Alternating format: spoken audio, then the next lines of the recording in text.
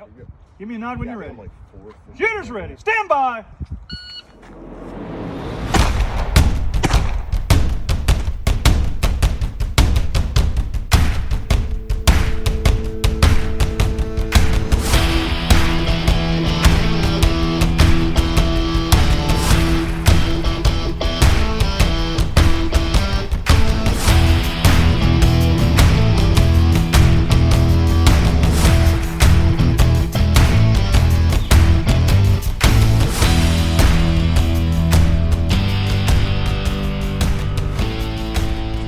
Hello, everyone. This is Matt Gunlock from the 3GIQ podcast. I'm joined here today with Frank Gow and Jared Homeyer.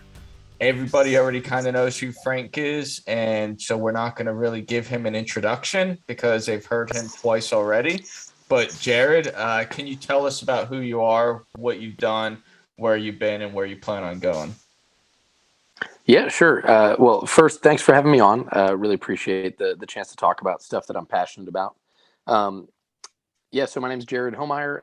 I'm a Chief Warrant Officer 2 in the Marine Corps. I'm originally from St. Louis, Missouri. I've been in the Marine Corps about 13 years now. I'm a ground electronics maintenance officer by trade, but I really do try to embody that every Marine should be a capable warrior kind of spirit. I won't say every Marine a rifleman. It's too cliche. Yes. But I do think we should all be capable. Shooting's always been fun and interesting. Being able to master different skills and crafts. Always looking for a challenge like that. And shooting can be challenging in lots of different ways. So that's kind of how I ended up here.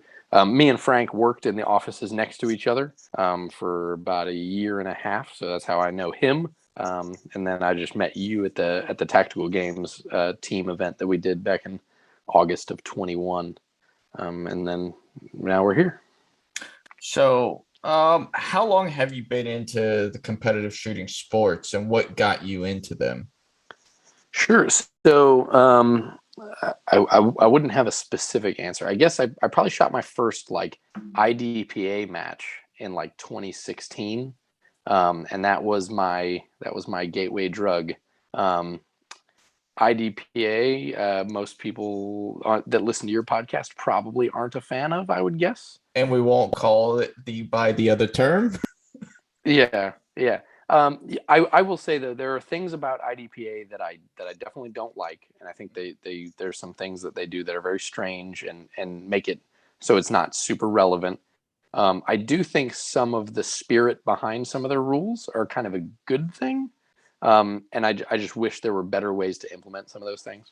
But yeah, my dad got me into it. He was part of a gun club, and just being home on leave one time, he was like, "Hey, you want to come try your hand at this?" And I was decent, so got into it that way. Did a couple steel challenge matches and things like that, just kind of exploring, what was going on at the gun club the weekend I happened to be in town, and then moving out here. Dealing with Frank got me into USPSA a little bit more, and then he keyed me on the Tactical Games, which was a ton of fun. I'm a very infrequent shooter, though. I have 3 kids. I have a family. I have to pay back my Saturdays that I might spend at the range by taking a day off that week to make it up to the family, which is totally fine. But it's I don't get to shoot as much as a geo bachelor like Frank. Yeah, I got a schedule out at least a couple weeks in advance with Jared, and I think one of the first things you told me was no Sundays because of church. Yeah, and I think more plans have fallen through than have gone ahead, but we have gone out for a few practice sessions, and we've definitely gone out for quite a few matches. So Frank, whenever you go and hopefully it's not too much of a drag. Oh, it's always good to have you along, buddy. But what you were saying, Matt? So whenever you guys came up with your schedule, how did you kind of prescribe it? You're a really well seasoned shooter. You kind of knew the direction. How did you kind of get Jared involved and kind of build it up together on specific skills? So I take your question to be directed towards our participation in that Tactical Games team event? Yep. Okay. So like Jared said, we started off doing USPSA. We before we did that team games, we did a skirmish together. That was in March of 2021. Mhm. Did we train together for that, Jared? I don't think we did.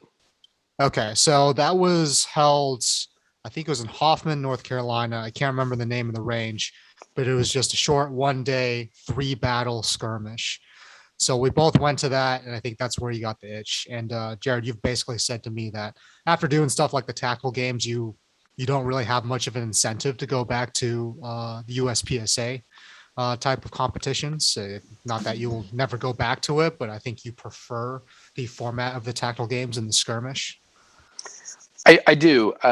I think it's important to integrate fitness into shooting. Like, just talking about capability, Marine Corps career stuff, things that align. I think being a capable warrior athlete is what I aim for. I think tactical games fits that pretty well. Maybe even geared a little bit more towards the athletics than the shooting.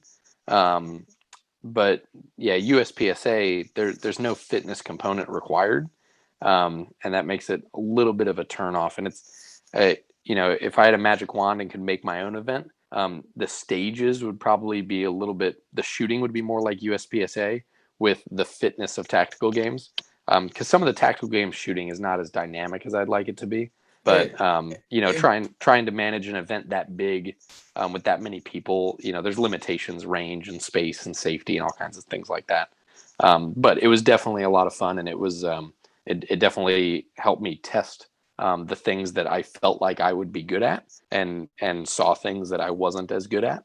And that's, I'm always looking for a thing to improve on, so it was a good place to be. So how did you incorporate the fitness? Because like Jared, let's be real, you're not, a big buff guy, but you're fit. And then Frank, you're a bit buffer. How did you guys? Frank the Tank. Frankus the Tankus.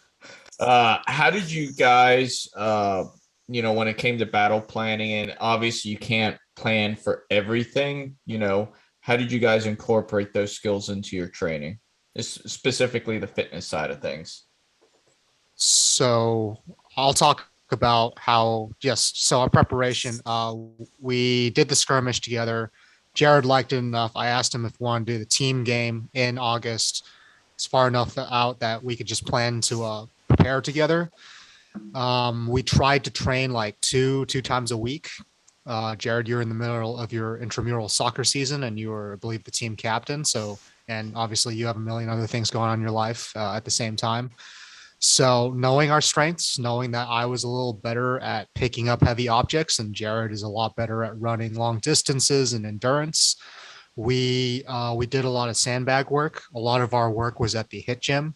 We would incorporate the sled, sandbags. They had a yoke there. And eventually we transitioned over to the Intel Battalion hit locker, just because I forget something happened at the hit gym that just kind of like turned us off of it. Yeah, they just wouldn't let us take a lot of the stuff outside. So we were trying to do laps and reps, just down and back stuff, and indoors kind of wasn't good enough. And yeah, going to the unit hit locker gave us a little bit more freedom. Yeah, so we'd hit rope climbs, we'd hit farmers carries. There was a little like offloading ramp over at Intel Battalion that we'd use for like a little bit of just work your way up a hill. But we trained like that together for quite a while, and I think our preparations were pretty on point, because I didn't feel like physically unprepared for any of the events that we ran into at the team games. And then our last session together was yoga on the fourth deck of the Intel Battalion parking garage, tapering off the week before the event. So yeah, so to add on to the perspective from my side, he's exactly right. I think it was the first tactical games team event they'd ever done, and we didn't know if there might be options for like one person to do a heavy lift and one person to do something that was more endurance based. We were kind of hoping it would be like that. It didn't really work out that way. There was a little bit of freedom in choosing who carried what, but at the end of the day, pretty much everything had to go the whole distances each time. But yeah, that's generally my strength. I'm like 5'9", 150 pounds. I'm a long distance runner. I enjoy running. I'm a weird guy like that. But a half marathon every Monday is not, out of the question for me during the summer season when I'm in shape. That sounds So that's kind of miserable. where I started from. What's that? That sounds miserable. Yeah, Mondays are just long run days, and if I end up doing about 13 miles, that's pretty normal. And in the winter, I do taper off just because it's dark and cold and much less pleasant. Mhm. Yeah, so I felt like I was gonna struggle with some of the lifts, and just doing a little research on the history of the tactical games between the skirmish that we did and a full tactical games event. I was expecting a lot more Olympic style lifts and things like that, which we did encounter. So most of the time we did circuit work, sandbags, things like that. I did a couple other sessions, just doing Olympic lifts, overhead lifts, and things like that because I knew I was weaker at it. And then I do yoga too, and so I introduced him to that. I think I don't know. Had you done yoga before that? Yeah, dude, I did an entire year of Bikram yoga Did before you? I went to TBS, and then I just stopped doing it in its entirety and let my body get all tight and gross, and here I am. With a torn Achilles. Yep, that's me. Yeah, lessons learned. Okay, I didn't know that you did all that yoga. So here we go. So I kind of have a question for either one of you. Like, so you guys kind of programmed your own thing together. For those who want to actually do a team event, or even if they want to do an individual event, what are some resources that you guys utilize in order to come up with your programming for the training of the tactical games? So if your unit has a hit locker, a lot of the stuff that the tactical games will use will be in there.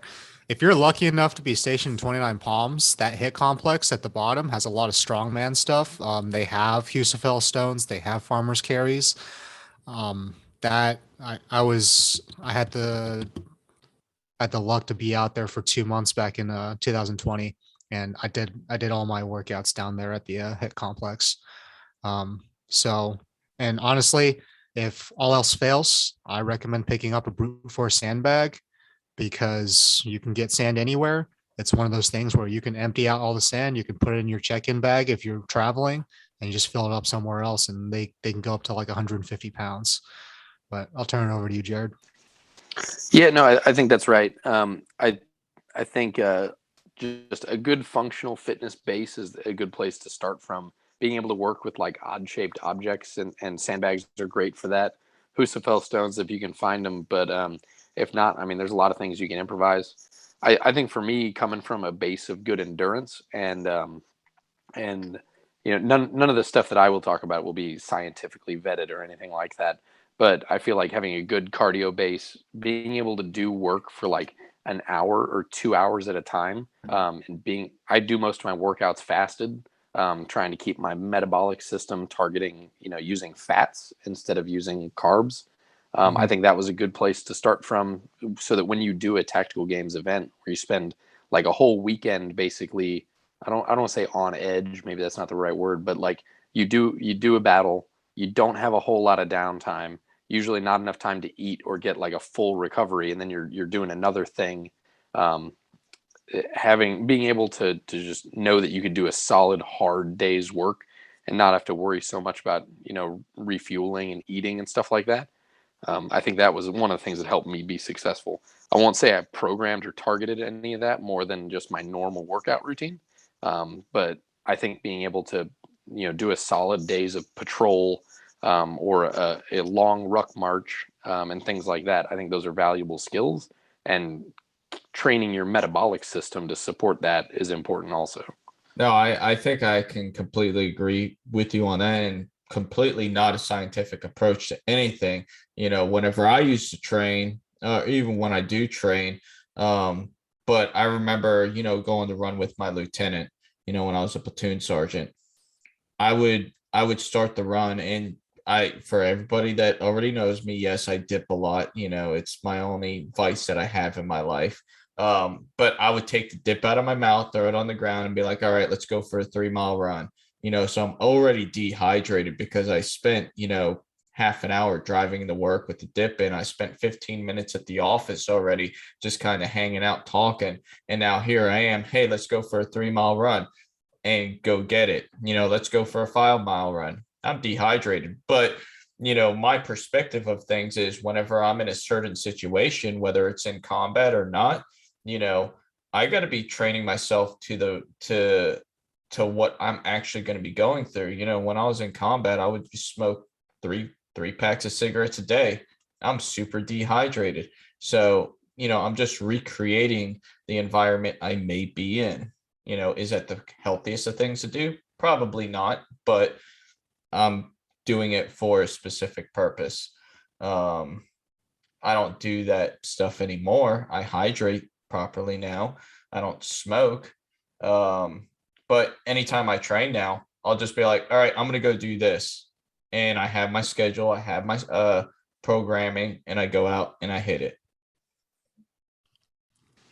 Yeah, I think that's exactly right. And one of the things I talk to my Marines about, people like to complain about the PFT, right? Like, when are we going to run 3 miles in combat? Got it. But at the end of the day, like, I want key indicators for like what my Marines can do. But they're capable to know. of. Yeah, absolutely. And one of the big things is like, can you put on a pack and some body armor and wait and move all day and like not stop? And like, we might not have time to stop and eat. So can you keep going? Or are you a dude who has to like stuff your face every hour and a half just to keep up with what everybody else is doing? So there's and everybody's a little bit different. Some people are naturally predisposed to one thing or another. But those are things that if you can train for, you should train for. Yeah. Well, I'll kind of go into something because you kind of mentioned, when in combat are you going to run 3 miles? I'll bring up a very specific story. Whenever I was in 3rd Battalion, 2nd Marines, our snipers went out and they were in a hide.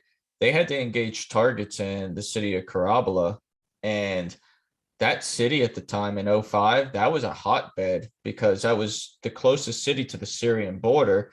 And that's where a lot of your foreign insurgents were coming in from. And then they would continue making their way east. So when they engaged these targets, they had to get out of their hide and get to their extract point. Their extract point was about 3 miles away. So they're running 3 miles from their hide to their extract point with full kit on. So you can't plan for every scenario, but you have to be capable of accomplishing whatever task that is in front of you. If that's getting out of that position, you got to do it. It's the guy to your left or right that you have to be able to be willing to protect. And yeah, I'm totally with you. And cardio is just a tool in the toolbox, and it's better to have it than not have it. Will you use that particular type of cardio to run 3 miles slick? No, but it's a similar type of cardio that you need to run 3 miles in kit. So it definitely can stay relevant. And, I used to do stuff whenever I would be training in the field where, probably one of the dumbest things I ever did, but it kind of gave me the confirmation that I needed. I went 5 days without eating, period. I would just hydrate, but we were out in the field for a good week and a half. I went 5 of those days without eating. And then we finished that field up with a 10-mile road march. Right before the road march, I ate an MRE banana bread out of the packet. And that's all I ate because I needed some kind of calories in my body. And I made it. But it was a level of fitness I had to test myself on, because when you're in certain situations, you don't know what kind of systems you have to rely on in order to stay active and stay coherent. Yep. And then, there's I don't know if you've read Thinking Fast and Slow, but there's a big section in the book about the glucose levels and cognitive function. So like, how well can your brain work when you've burned a lot of calories already? And will you still be able to make good decisions and stuff like that? And yeah, those are all things that we need to test ourselves on way before it's crunch time and before we're forward and in a tough situation. So I know we kind of got way off topic there, but I think it's kind of relevant to some of the tasks you may see at the tactical games, because it's not just a matter of being able to pick up these weights, get over this bar and shoot these targets, because everything that we're describing that we've done to train is testing our cognitive skills to actually work as a team and say, hey, when we're game planning this is what I want to do. This is what I need you to do. And this is how we're going to engage these targets. So let's go over some of the events that we did back in August, or that you two did. We had the Axel Bar 2-man carry. You want to kind of go over some of these events that we had to go through? Yeah, I can I can cover it. So I think in order, we did the one that had yokes, sandbags, and a farmer's carry, and one of us had to carry the farmer's carry while the other one was shooting. So that was our first event. And then Jared and I moved into the long movement, which was just a series of like steel shots, rifle and pistol. And then they just made us run 5 miles through the hills of West Virginia. And I got to hear a lot of renditions of John Denver. Don't act like you didn't like it. Jared, your singing voice is not great. I mean, it was at the end of 5 miles, and there was it was all throughout. There were plates pushing on my lungs, so I'm gonna blame that. Okay, I have to ask something. Did you guys run the entire time, or did you guys actually take breathers?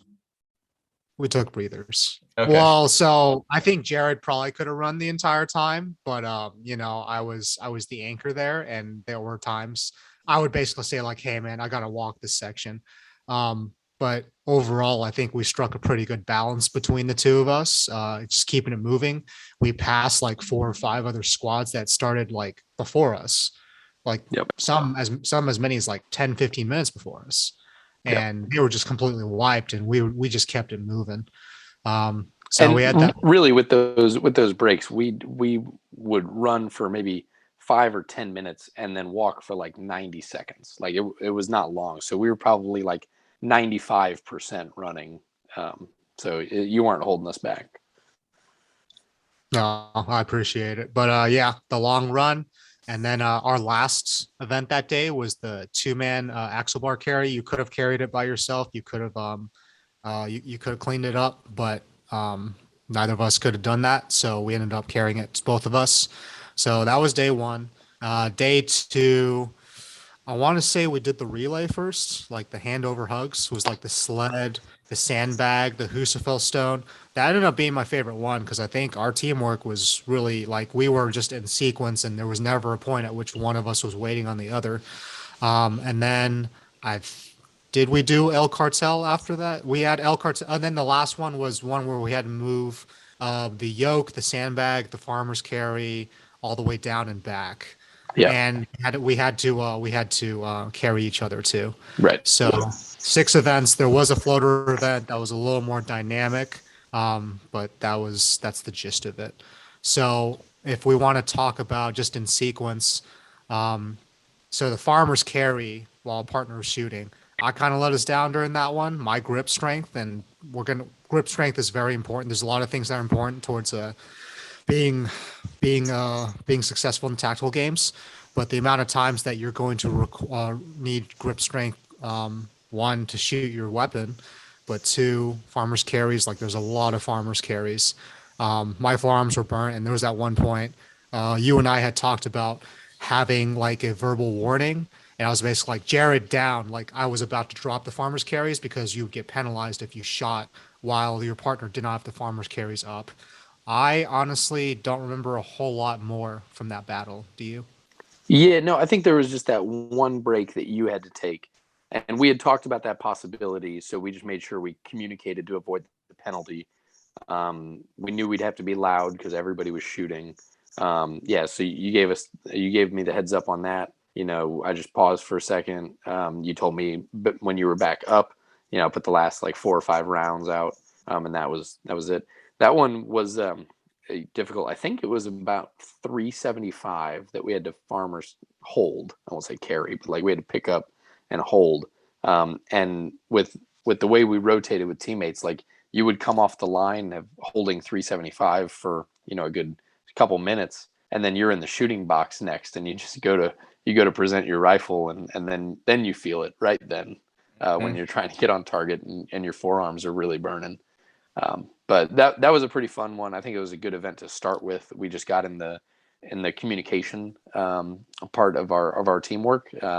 We did kind of our first stage plan, which wasn't super complex, but we covered some of the bases that we thought eventualities that might happen. That was obviously a good choice because that saved us from a penalty.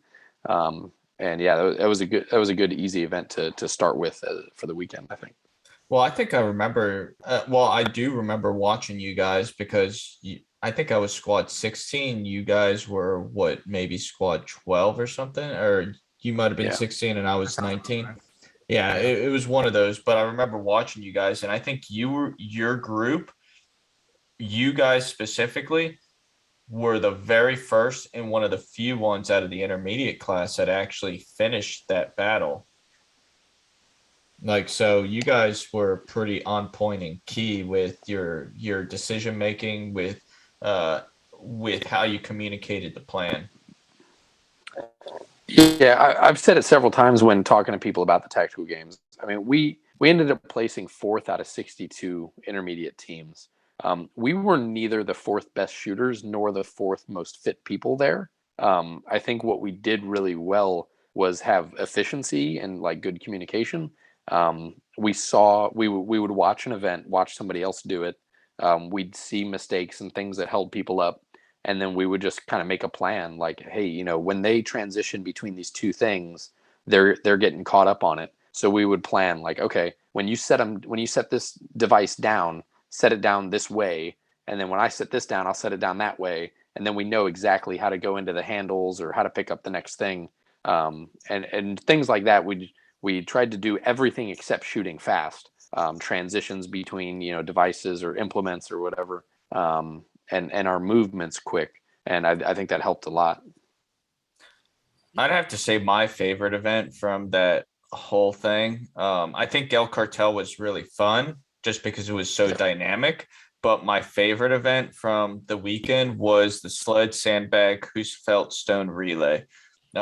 Because it was very prescriptive and you had to stay on task and not get lost within that task. So you had to have a real legitimate cognitive ability to think what you were supposed to do next. And then you had to set the rope a specific way so it didn't get tangled up whenever you started dragging it and the next person had to get to that sled. Yeah, if I may. So just to illustrate for our audience, we had a sled, which was being pulled by like basically climbing rope with some weights on it. I think there was a sandbag or something else, and there's a husafell stone. I think it was the sled, the husafell stone, and shooting were the 3 things, and you were always doing one. Yes, okay. You're right. Yeah. Okay. Yeah. So there were 3 things that you had to do. I don't know if I mentioned this to you, Matt. I'm pretty sure I mentioned this to you, Jared. Some teams fell apart during that one because it was like, dude, you left the rope tangled underneath the sled when you finished because you were just so tired and just like, fuck it.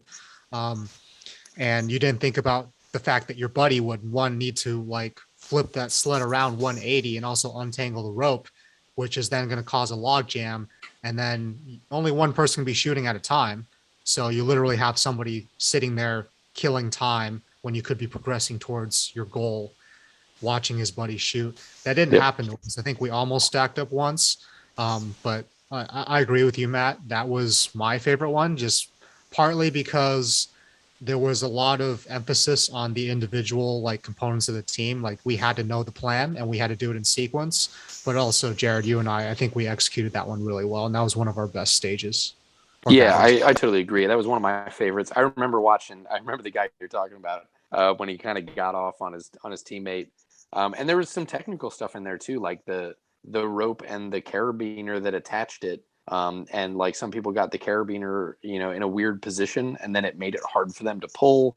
There was a lot that went into it.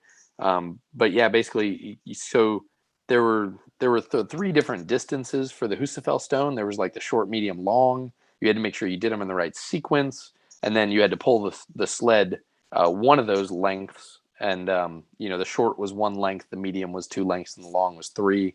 And yeah, I think we just made a good system to make sure that you wouldn't be done with something while the other guy was still on the thing that you needed. So you would basically have to wait in line behind your own teammate. So I don't think we had any waiting for anything. And I think we basically knew from the beginning, if we ended up waiting on our teammate to move on to the next implement, then it was just time wasted. Like, it was time that we weren't moving one of the implements. Yeah, but definitely one of my favorites. And it was a good all around fitness. And the shooting was fun on that one, because I think we shot off the simulated rooftop for that one. Yeah, that sounds about right. The rooftop. It was the same. Yep. It was the same range that we started. That we shot before we went on the long movement the day prior. Right. And another one I really did enjoy, honestly, was the Axel Bar 2-man carry, because you had the choice of either carrying the Axel Bar with 2 men, or you could have carried it on your own. And I know, like, with me and my teammate, we did single band lifts the majority of the time, and I think that bar weighed roughly 165 pounds, something around there. So I remember going up to it, and I was like, all right, can I clean this, and then can I properly carry it? So I went up to it, I was able to clean it, and then I was able to move with it. I was like, all right, I don't know if I can do this for the entire relay, but this is the quickest way to get it down and back while my buddy's shooting, rather than doing multiple extra reps just so one person can shoot. Yeah, I think the thing that we were concerned about with that was, if you couldn't complete the single man lift all the way down and back, you had to put the implement down, roll it back, and then you would have to get your buddy to do the whole thing. And it was basically a penalty if you attempted and couldn't finish that rep by yourself. Right. And I know I would not have felt good about it. Was that thick bar too. Yes. I forget what they call it. It was the Axel Bar. Yeah. Oh, yeah. So it wasn't like a normal barbell bar. And that threw some people off because the grip is different. And yeah, I wasn't super confident in being able to do that. Frank, I don't know if you felt like you could do it, but we just decided to go 2-man because I was the limiting factor. I don't know if you remember. I tried it. Pretty sure Matt was there. He was like, get under the bar. And at that point, that was our last battle that day. So I think it's a combination of me just not doing cleans on my own, being fatigued.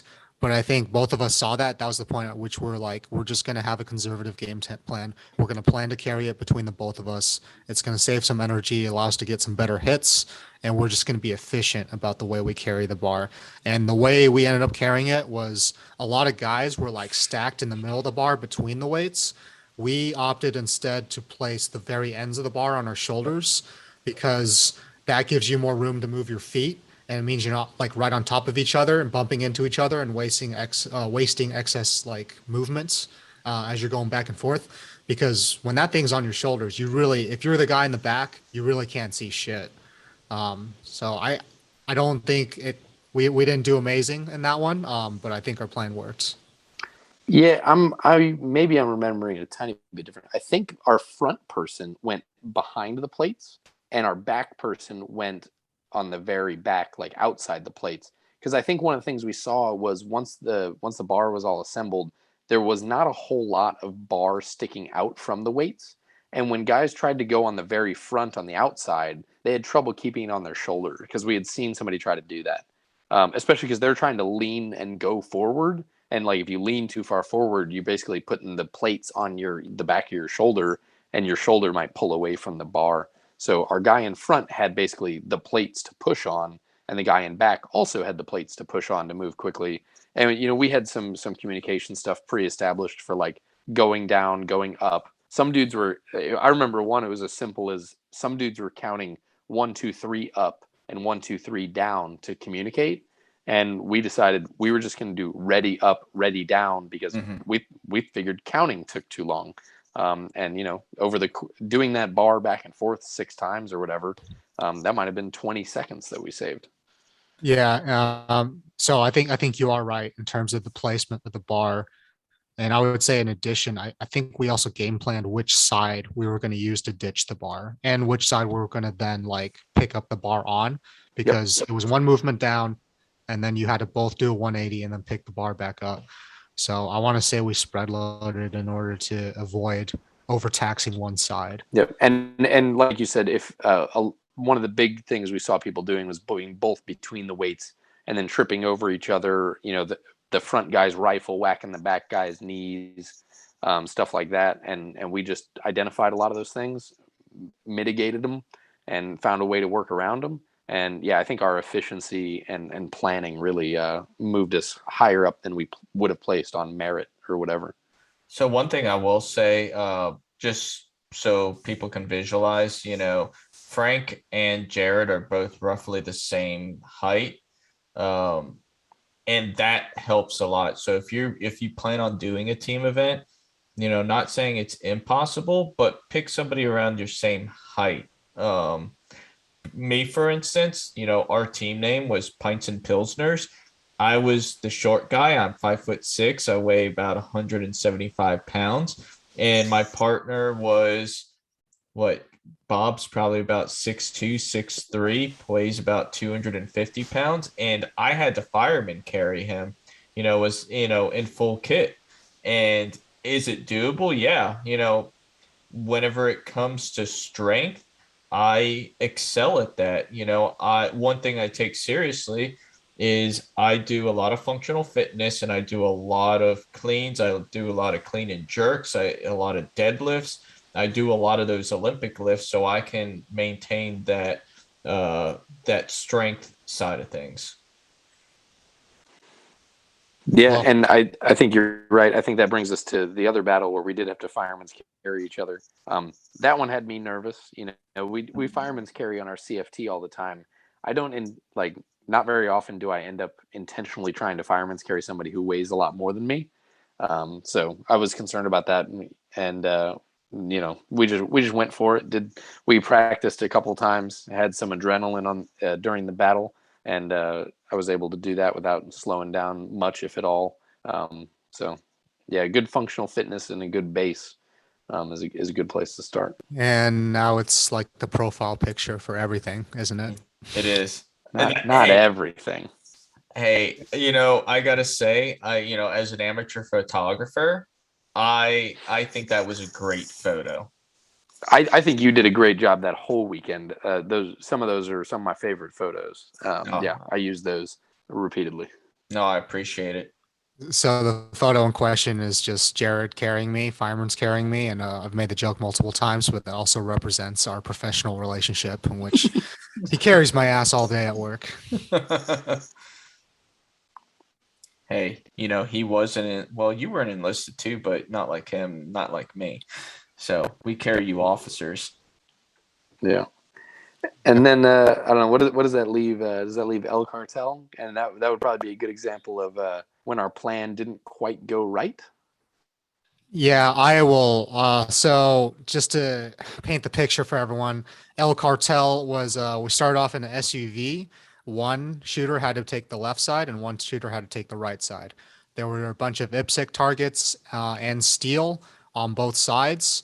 You on the start, man, what was that part time again? It was like 120 seconds, wasn't it? Yeah, it was a minute and a half. A minute and a half. Okay, so even less than it was 90 seconds. So you had to be booking on this. Like you had to shoot it fast. No, I'm wrong. It was 2 minutes. You're right. 2 minutes. It's still not a lot of time. But depending on which side you were shooting from, you had to gauge it. I think it was about 6 paper targets with rifle. You had to open the door, and from behind the door, you had to engage all the steel with your pistols, just a bunch of poppers. And at that point, clear your guns. You had to move to the back, and I think you had to engage some more targets from the back behind the SUV. Yeah, I think you did the same rifle targets again from the back of the SUV. And at that point, you had to go and pick up 2. was it Rescue Randy's? Yep. Two like dummies. I think they're about 150 pounds per. Just those gangly limbs and all that. You had to pick those up and you had to get them in the back of the SUV. You had to close the door and you had to be sitting in the driver's and passenger's seat before time expired in order to meet that par time. And the rescue Randys were stationed in front of the vehicle, probably like 10 or 15 yards in front. And they were like leaned up against each other back to back, and you had to go get them. And you had to, you kind of had to game plan and figure out how was I actually going to pick up this rescue Randy. Yeah, because Randy is not like, I mean, he's got a lot of gangly limbs. So depending on where you pick him up, he's just flopping all over the place. It's like, what was that game that came out? The QWERTY, the track runner that you had to like try to manipulate. That's it was like that. Just like that. He's just a spaz. I will cop to some of my failures during this. I definitely held us back. So I chose to go on the left side. And Matt, you and I have talked about this. You firmly believe that the stronger shooter should have gone on the dominant side. Yep. I was too slow with my engagements on the left side. I'm not used to shooting from my left side. Slowed that down a little bit. The shots were okay. Moving to when we got to the back of the SUV, I engaged my targets. And then I got tangled up with my sling for about 3 to 5 seconds, which put me behind Jared's pace. So by the time that he was already moving his Randy, I was just moving up to that Randy. So I was a step behind and we barely made that par time, but it definitely could have been cleaner execution if I hadn't spent as much, if I had just been prepared better for my half. I think that brings up two really good points to talk about. One was, one applied just to El Cartel, basically. We saw a lot of people struggle getting Randy into the truck. Mm-hmm. Just you had to get the limbs all in there and then get both. It was a Suburban, so it had like split back doors, and you had to get them both closed. So a lot of dudes could pop him up on the bumper or whatever and had trouble getting all the limbs inside. And then their teammate would show up with their Randy and be trying to throw on top or whatever. And once he's halfway in, then your teammate can't really help because you can't both like reach in there at the same time. And you just get in each other's way. So we had a plan to get both of them to the back door. And then, hey, you grab arms, I'll grab legs, and we'll just swing him in there. But when I ended up a step ahead, we had to just kind of call the audible. And I think I got a little bit lucky just the way I threw him in the truck. I was able to get most of his limbs in there, like one shot, got it in there really easy. And when I turned around, Frank had just showed up with his Randy, and then we were able to throw him in together. So that one didn't quite go according to plan, but we were flexible and like we had worked together enough to know how we were going to tackle it. So that worked. But the other thing I'll say is for tactical games, any tactical games, the entire event, like you have to know how to work in your sling. That is probably one of the most key skills. Some of the lifts and implements you're going to use, you're going to want to keep it slung on your front. You're going to have faster transitions between shooting, and some like you're going to need both hands and you need your rifle out of the way in the back. So being able to swim in and out of the sling and go between just neck loop or a 2-point loop in the front to a 2-point loop in the back, being able to do it quickly and safely and keep it all out of the way, that is something I probably wish I'd have practiced more. I ended it, it didn't hold me up on any of the events I can think of, but I just didn't realize how big of a part of it that would be. And it's you might be switching your sling position 6 or 8 times in one battle between the way that you're carrying your weapons. So. No, so I agree. And kind of like similar to you, me and my partner had a game plan. I kind of figured because Bob was taller than me, he would get to the back of that vehicle a lot faster. So I was like, hey, whoever gets back to the back of the vehicle first, start prepping to pick him up to get him in the back. But I will join you or you join me and we'll get yours in first. And then we'll go grab mine and then we'll pick him up and get him in. So like we honestly had some time to figure it out just by watching everybody else. And so we kind of game planned every scenario that we could in order to be efficient with every movement. So that being said about all these events, how do you feel about your placement? I know everybody wants to get the podium first, second, third. You mentioned, Jared, that you guys came in fourth. How do you feel as a team event that you guys did? Yeah, I mean, I'll go first. I'm super pleased with it. I think, like I said, I think we placed better than we shot, and I think we placed better than our fitness would have put us if it was just a straight fitness thing. I think we melded both of those skills really well and really efficiently. I think being a team thing was probably to our advantage, and that we worked together well in that. I think where other people were losing time just between teammates, we were not. So I think that helped us. So I'm super pleased with it. It's a proud thing that I brag about, and I brag on Frank. When I talk to people who know both of us and stuff. Yeah, it would have been great to be in third or whatever, but I'm still super pleased with our performance. I did not think we would do that well going into it. Yeah. Missing the podium. I mean, on Sunday, I think we're both looking at each other. It was like, do we stick around? Because we got a long drive home. But if we're going to be on the podium, kind of want to stick around for awards. Didn't end up happening. I know what I messed up on. I know the things that I had to work on. We both kind of knew where we lost our points and where we ceded ground to the other teams. But what I'd really like to highlight is, it really just the way we performed in that event verified why I chose Jared as my team, as my buddy. You want to choose someone who cares about the event, who's going to put in the same level of preparation. So showed up to all those workouts. It wasn't like, hey man, when are we going to work out? Like we hit the range a few times together. And then the communication was constant throughout. Like we're on the same page in terms of like, it wasn't like one of us was just like, we don't need to prepare. Let's just do it. Like both of us were like, no, we're going to watch people and we're going to try to do this in the most efficient way possible. Because we drove all the way out here. We're burning all these rounds. We paid money. We paid good money to get into this. He's taking a weekend away from his family. We're both going to make it worth it. So we were both on the same page. And yeah, for someone who like did one skirmish and this was his first official tactical games, I did a couple before that. I think a fourth place finish is pretty darn good. Yeah. I appreciate that. So I know we kind of already talked about training and get with the hit gym and all that stuff, but preparation, maintenance, game day. What do you recommend if Marines are interested in getting into it, how they should properly prepare? Like, the workup cycle. So I'll start off here. So, having done a few of these, I would say you should take at least a couple months, 3 months. My preparation usually has to do with a lot of heavy leg work, leg and grip work. So squats, like Olympic lifts, that kind of stuff.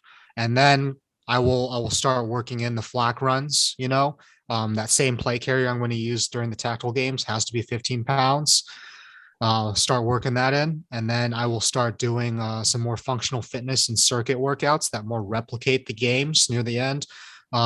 It's good to get to the range and actually do like we went to the range and we incorporated like sprints and like some VTAC barricade work just to make sure, just get the heart going, because you don't usually shoot under those conditions. Usually people shoot static and they're calm and they're in a shaded area. Like, no, we stressed ourselves out a little bit and pushed ourselves there. And then also like, hey, that week before, like I said, we didn't work out hard. We did yoga. We took care of our bodies. Obviously leading up to game day, hydration is key. I think Jared mentioned that you don't really have, I think it might've been you, Matt, that you don't really have time to like eat a large meal. And it's actually detrimental, right? If you have another battle in 2 hours, you can't really get away with stuffing your face full of pasta. So we bought I think body armor was our go-to for that games. Filled a cooler with it. I had my thing. My go-to is like peanut butter and jelly sandwiches. I just munch on those throughout. Jared, basically, you had your own sandwiches that you made for yourself. And then we got there early on Friday. Got there, we looked at the stages, kind of got like a mental laydown of the lay of the land, because it can be jarring if you get there Saturday morning and that's your first time seeing everything. We checked our zeros right on that Friday just to make sure nothing shifted during travel, and settled into the hotel, got a good night's sleep. I would say having done several of these things, these games, the crucial thing is because it's a 2-day event, right? Saturday to Sunday. A lot of guys after Saturday being like, man, I'm beat. I'm just going to go straight to bed, or I'm just going to drink a lot of alcohol. I'm just going to stuff my face. I'm just going to go straight to bed. Like, you got to maintain, like, you got to stretch. You got to work out some of that stress that's built up because you've done a lot and you're going to do a lot the next day. You don't want to fall apart on day 2. I think that's a lot of the preparation that I usually bring to the games, but I'll let you take over and add anything, Jared. Yeah. So people might notice between me and Frank, I tend to cover I tend to think about or focus on some of the stuff that he doesn't. I think this is a good example. So yeah, fitness is kind of the same thing. I went with his plan on that basically because he had done these before. So nothing crazy there, but just as stuff I'll talk about. There's some resources out there to help people get prepared. So like there's a Tactical Games Athlete Facebook page. I think that was a really good one to get on, if for no other reason, just to see what other people are doing. Like there's a lot of good ideas for training out there. Maybe not all good ideas. Maybe they're not, right for your level of fitness at the time, but they're seeing what other people have done and been successful with. There's a community there where everybody can get together and talk about it. So I think that's a good help. If I was doing it again, I would get on that even earlier and pay more attention to it. And then, yeah, just the stuff that he didn't cover, I would say working in your gear, not fumbling over a mag, making sure your sling's not going to get caught up on things, and just being confident in your setup, having shoes that you can wear for 2 days and not get blisters, that you can do a long run in. Yeah, just those kind of things, making sure that all that stuff works. I use my same kit for work stuff and field ops and things like that. As I did for tactical games, my same belt that I use at work, and my tactical belt is what I use for USPSA and tactical games. Part of that is budget related, but part of that is because I want to use my gear and know that it works. And competition is a great way to test your gear. I think having reliable weapons is important. I didn't see too much of it. I don't think I saw anybody's gun really go down hard during the event. But I didn't see guns go down, but I saw scopes break. Yeah. So I ran an ACOG. I forget what were you running, Frank? I was running. It was a Trigicon 1-4 variable optic. Yeah. So having good reliable weapons, that's important. Knowing that your weapons are going to work, knowing how to lubricate it for your conditions. Even though we didn't see it at this tactical games, it has happened. And if it happens to you, like you said, you spend a lot of money and time to go up there, and to go down on a double feed and throw away a stage, like that'd be horrible. Yeah. And then you mentioned we did our zeros on Friday. Highly recommend. I think just knowing your weapons and knowing the capabilities, knowing your holds, I think is really important. So there's a lot of times where you're shooting. It's a small, like 8.5 by 11 paper up on a cardboard backer, and you're shooting it from like 10 to 15 yards. So you're shooting small targets, but you're close. So height over bore and knowing where to hold is super important. And then some of the other ones we did steel at unknown distances. So being able to range estimate and know where to hold, because you're going to send those rounds down and you're going to get a hit or a miss, and you're not going to get a whole lot of feedback to work yourself onto target. And you got to be able to lay down, understand your position, understand the environment, understand the target, and put rounds on steel quickly. If I could jump in real quick, Jared, you're shooting a Palmetto State Armory, weren't you? Okay. I mentioned my optic. I didn't mention my rifle. I know, but I feel like I have to call it out because we saw a lot of Gucci AR setups. We did. And the two of us, I was shooting a CZ Bren, so I took care of the Gucci part there. But you were shooting like a everyman rifle, and we still outperformed a lot of like the higher, I guess you would say, higher tier ARs that were in the competition. Yeah, and I think what goes into that is it was an AR that I had broken in, put plenty of rounds through, made sure there weren't, not that PSA never has a quality control issue, but my rifle didn't have any quality control issues. And I knew that, and I was confident in it going in. And then pistol for me was a Glock, and it would just eat and shoot anything, and it was fine. Yeah, so I'm not gonna like endorse Palmetto State Armory, but it was just as good for me Just in as this good. situation. So yeah, but I think the same thing applies. Like if you know your weapon and you know it works and you've trained with it, if it's your things go bump in the night gun and you're confident in it, then you can take it out to tactical games and use it. But yeah, if you buy a brand new Gucci gun but it's not broken in, you don't know it very well, you don't know the manual of arms for it, like you can hurt your score more than you can help yourself. So Well, I think I had the Gucci's of all the guns out there. I had my STI and my 3-gun rifle. I went out with what I'm comfortable shooting, and I wasn't going to change what I shoot on a daily basis for any other competition. So, I was confident in my gear, and it worked out and held up just fine. yeah, so same philosophy. You just Mhm. your everyday gear is Gucci and mine is not. Yeah. So Jared, you shot your first McMick at Stone Bay recently.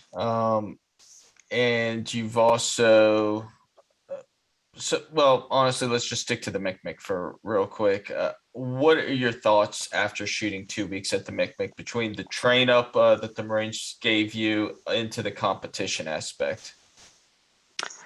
Yeah, so it was my first McMick. I was a Tyro. It was a lot of fun and it was a lot of good training. Um, me and Frank worked together to take both of our units to the range. He provided, the ammo and a lot of the logistical support for it, which was super beneficial. So basically, the week before McMick, we spent 2 days at the range working on, I won't say McMick specific things, but it was a lot of things that we knew were going to come up. I would say most of it was just kind of, unorthodox shooting positions and good advanced techniques for anybody. But a lot of the things we did, it was, hey, here's how you could employ this tactically, and here's how we're going to employ this next week at the McMick, because we have Frank had a good understanding of what kind of things we would see. But it was a really good competition. It was, I think, really good to see a lot of Marines get out there and shoot a competition environment for the first time, shoot that format. Like I have a Marine, she actually works for me, and she is a super accurate shooter, and she has never had anything push her to shoot fast. She's kind of a self-perfectionist. So if you tell her like, hey, hit that IPSC target, and she will just slowly put a lot of A zone hits on there. But the competition really got her to explore other things and work on doing that quickly, and balancing the speed with accuracy, because it was that was the way to get the best score. So things like that were good. There were new techniques that the shooting team was teaching that were good. Barricade work, demonstrating things like barrel flex. Yeah, so I had a really good time. I think my only real, I won't even say complaint, but we had to shoot the new ARQ format rifle qualification. Um, we did a pre-qual on Tuesday, and then Mhm. we did training with the shooting team on Wednesday, Thursday, and Friday. And then we shot the ARQ on Sunday. It was supposed to be Saturday, but then weather. So going from Tuesday to Sunday and doing a lot of different shooting in between that did not directly correlate to the ARQ, made some people struggle when they went out to and started at the 500-yard line, and they weren't very confident in their holds, including some Marines who didn't take care of their weapons and wanted to like adjust their zero on the week in between, which was a bad idea. Mhm. Um, but just having that big gap, that made it difficult. Most of the time when Marines shoot the ARQ, they're going to shoot pre-qual and then shoot qual the very next day. I would have preferred that, but it still worked out. That was kind of my only hiccup with the whole thing. But to get 230 Marines through all the competitive stages that we did during the competition, to get all the training that we did, and be able to talk to the shooting team guys and see their passion for shooting and teaching and sharing their knowledge. Really, really great experience. There are no minimum qualifications to go to MCMC. Like, individual Marines can just go as long as their unit is okay with it. You don't have to be, a third award rifle expert or anything like that.